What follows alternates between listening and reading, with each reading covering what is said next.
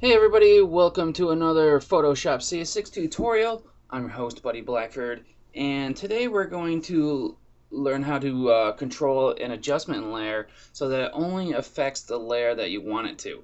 And so it doesn't affect like all the layers below it, just the one that you make it affect.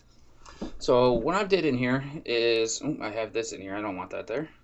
I was just messing around with that. So what I did is I placed a moon into the scene. And what I wanted to do was add this hue and saturation only to the moon. But right now it's affecting the background layer also. So if I turn it off, you can see that it's affecting the background layer as well as the moon. Now all you need to do to fix this is a really simple trick. You're just going to create a clipping group, is what it's called.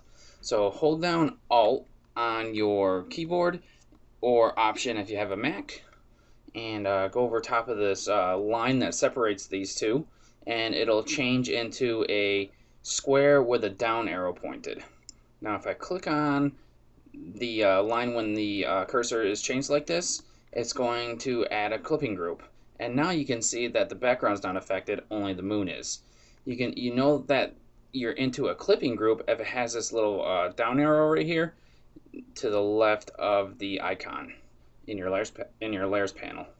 So if I go to try to adjust my hue and saturation, just check out the moon right here.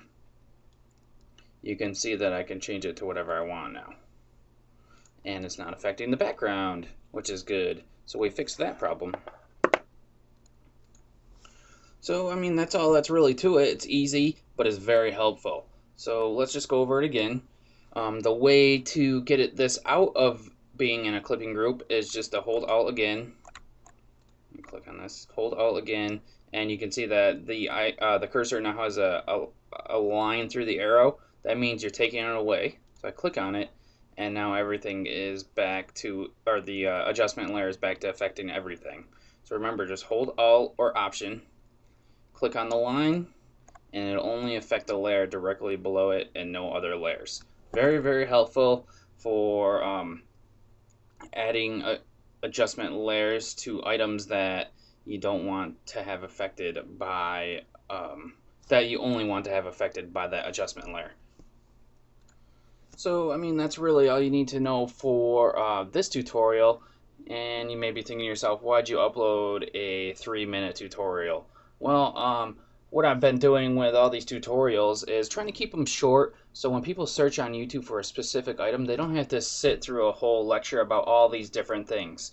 Like when I'm searching through and I want to just figure out how to create a clipping mask real quick, or a clipping group or something like that. I don't want to have to sit through and like search through what all these people are trying to tell me about all this stuff that I already know. I just want to figure out that one thing. So that's what I'm trying to do with these tutorials by keeping them short and just going over like specific items in the tutorials.